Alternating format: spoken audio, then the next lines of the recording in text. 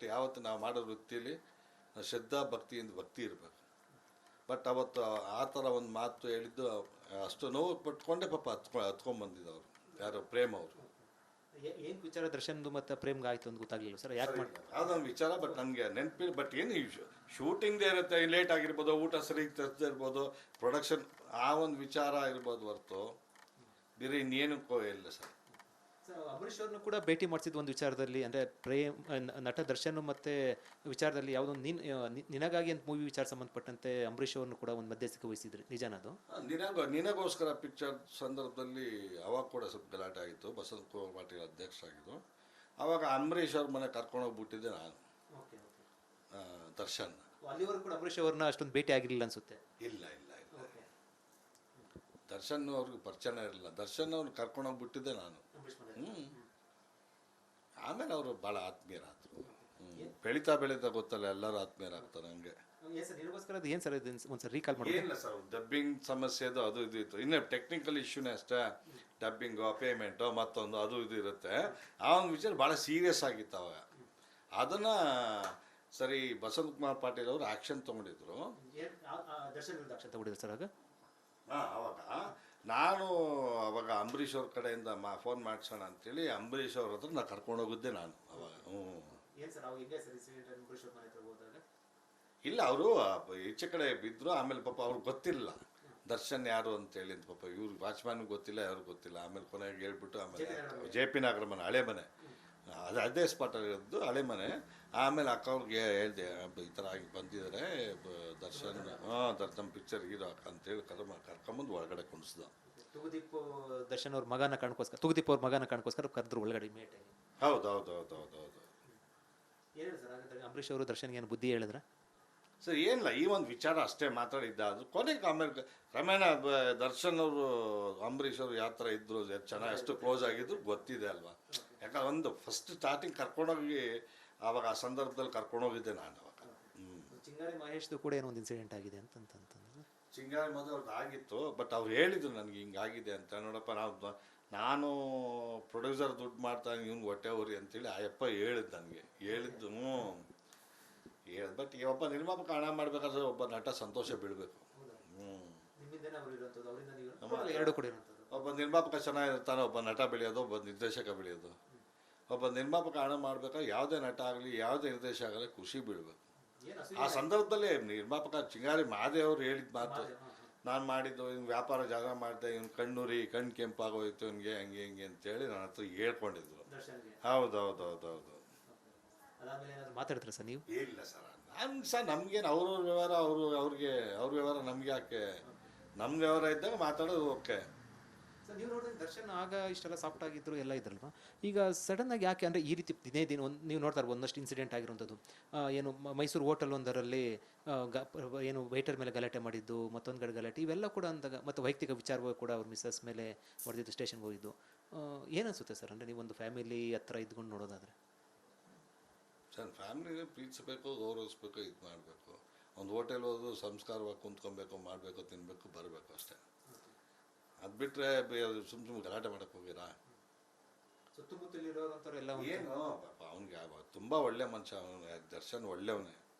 ಅವನಿಗೆ ನಿರ್ಮಾಣ ಮಾಡ್ಕೊಂಡಿರ್ತಕ್ಕಂಥ ಪರಿಸರ ಸರಿ ಇಲ್ಲ ಅಷ್ಟೇ. ನಾನು ದೂರದಲ್ಲಿ ನೋಡ್ದಂಗೆ. ಬಟ್ ಪರಿಸರ ಚೇಂಜ್ ಮಾಡಿದೆ. Will be a better person in the society. ಪತ್ನಿಯವರು ವಿಜಯಲಕ್ಷ್ಮಿ ಅವರು ಕೂಡ ತಮಗೆ ಪರಿಚಯ, ಅಂದರೆ ಮನೆ ಮಗಳ ಥರ ಪರಿಚಯ ಇರುವಂಥದ್ದು.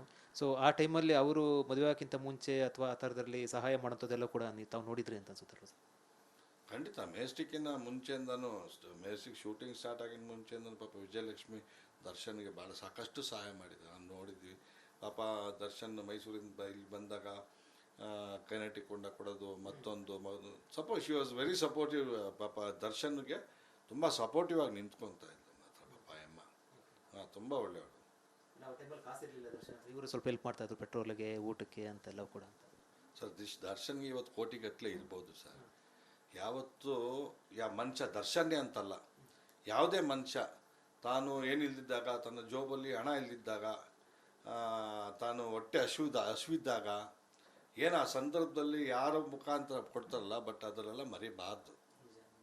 ಅದೇ ದರ್ಶನ್ ಈ ವಿಚಾರ ವಿಜಯಲಕ್ಷ್ಮಿ ವಿಚಾರ ಹೇಳ್ತಾರೆ ಆ ಥರ ವಿಚಾರದಲ್ಲಿ ಯಾವತ್ತೂ ಜೋಬ್ ಖಾಲಿ ಇದ್ದಾಗ ಹೊಟ್ಟೆ ಹಸಿವಿದ್ದಾಗ ಒಂದು ಯಾವುದೋ ಸಿಚುಯೇಷನ್ ಒಂದು ಕ್ಲಿಯರ್ ಆಗಕ್ಕೆ ಮುಂಚೆ ಒಂದು ಸಹಾಯಕ್ಕೆ ಬರ್ತಲ್ಲ ಅಂಥದ್ದು ಅದನ್ನು ಮರಿಬಾರ್ದು. ನೀವು ನೋಡಿದಂಗೆ ಮೇಡಮ್ ಅಂದರೆ ವಿಜಯಲಕ್ಷ್ಮಿ ಅವರು ಯಾವ ರೀತಿ ಸಹಾಯ ಮಾಡಿ ಆ ಟೈಮಲ್ಲಿ ಹೆಂಗಿತ್ತು ನೀವು ನೋಡಿದಾಗ ಯಾವ ರೀತಿ ಅನಿಸ್ತು? ಸರ್ ನನಗೆ ಅಷ್ಟೇ ಗೊತ್ತಾಗ್ತಾ ಇದೆ. ಬರೋರು ನಮ್ಮ ಆಫೀಸ್ ಹತ್ರ ನಮ್ಮ ರಾಯನ 6 o'clock ಕರೆಂಟಿಗೆ ಕೊಂಡು ಕೊಡೋರು ಆ ಥರ ಎಲ್ಲ ಪಾಪ ತುಂಬ ಒಳ್ಳೆ ಬಾಂಡಿಂಗ್ಸ್ ಇತ್ತು ಬಿಡಿ ಅವರಿಬ್ಬರಿಗೆ, ತುಂಬ ಒಳ್ಳೆ ಬಾಂಡಿಂಗ್ಸ್ ಇತ್ತು. ಬಟ್ ನಂತರ ಸ್ವಲ್ಪ ಅದು ಡಿಸ್ಟರ್ಬ್ ಆಗಿತ್ತು ಒಂದು ವಿಚಾರಕ್ಕೋಸ್ಕರ ಅಂತ. ಹೌದು, ಅವ್ರ ವೈಯಕ್ತಿಕ ವಿಚಾರ ಅದು, ಅವರು ಸರಿ ಮಾಡ್ಕೊಬೇಕಾದ್ರೆ ಅದು ಅವ್ರ ವೈಯಕ್ತಿಕ ವಿಚಾರ ಸರ್. ಅದು ಈ ಪ್ರೊಡ್ಯೂಸರ್ನ ಉಮಾಪತಿ ಗೌಡನ ತಗಡು ಅಂತೆಲ್ಲ ಕರೆದಿದ್ದು ನಂತರ ಒಂದಷ್ಟು ಚರ್ಚೆ ಆಗಿ ನಿಮ್ಮ ಗಮನಕ್ಕೆ ಬಂದಿದೆ. ಇದು ಎಷ್ಟು ಮಟ್ಟಿಗೆ ಸರಿ ಅಂತ ಅನ್ಸುತ್ತೆ ಅಥವಾ ನೀವು ಯಾವ ರೀತಿ ಇದನ್ನು ನೋಡ್ತೀರಾ ಸರ್ ನೀವು? ಅಲ್ಲ, ತಗಡು ಅಂತ ಕರೆಯೋದು ಯಾರು ಹೇಳಿ? ನಿಮ್ಮ ಅಪ್ಪನ ನೀವು ತಗಡು ಅಂತ ಕರಿತೀರಾ?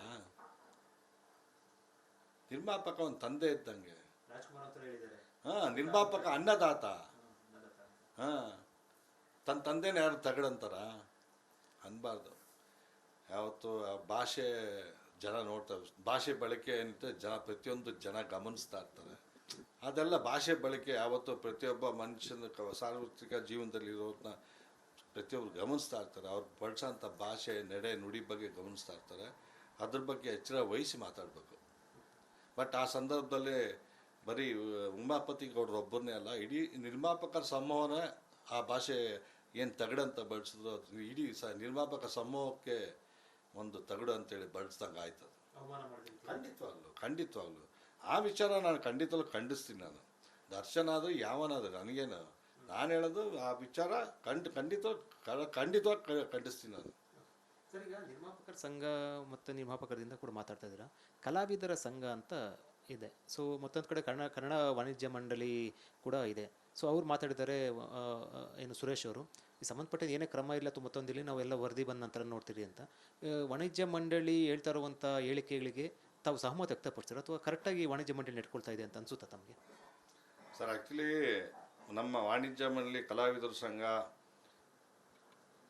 ಒಕ್ಕೂಟ ಎಲ್ಲ ಒಂದು ಕ್ರಾಫ್ಟ್ 27 ಕ್ರಾಫ್ಟ್ ಕೂಡ ಕರೆದು ಒಂದು ಮೀಟಿಂಗ್ ಮಾಡಬೇಕಾಯ್ತು. ಈ ಥರ ಹಿಂಗೆ ಆಗಿದೆ, ಅವರ ಅಭಿಪ್ರಾಯ ಪಡ್ಕೊಂಡು ಮಾಡಬೇಕಾಯ್ತು. ಬಟ್ ಮೊನ್ನೆ ಕೂಡ ಒಂದು 5 ಲಕ್ಷ ರೂಪಾಯಿ ಅವ್ರು ಕೊಟ್ಟಿರೋ ವಿಚಾರದಲ್ಲಿ ಕೂಡ ನನಗೂ ಬೇಸರ ಇದೆ. ಯಾವನೋ ಮಾಡಿದ ಕೊಲೆಗೆ ಚೇಂಬರ್ ಹಣ ಕಟ್ಟಬೇಕಾ? 5 ಲಕ್ಷ ನಾನು ಹೇಳೋದು ಕಟ್ಟಬೇಕಾ ಹೇಳಿ? ಅದು ನಿಜವಾಗ್ಲೂ ತುಂಬ ತಪ್ಪು ಮಾಡಿದ್ದಾರೆ. ಬಟ್ ಏನಂದರೆ ಎಲ್ಲರೂ ಮೀಟಿಂಗ್ ಕರೆದು ಎಲ್ಲ ಸಂಘ ಸಂಸ್ಥೆಗಳು ಕರೆದು ಪಾಪ ಆಯ್ತು, ಆ ಕುಟುಂಬಕ್ಕೆ ಒಂದು ಇವು ಕೊಟ್ಟಿರೋದು 5 ಲಕ್ಷ ಒಂದು ಮಾನವೀಯತೆ ಮೌಲ್ಯಗಳ ಮೇಲೆ ಕೊಟ್ಟಿದ್ದಾರೆ.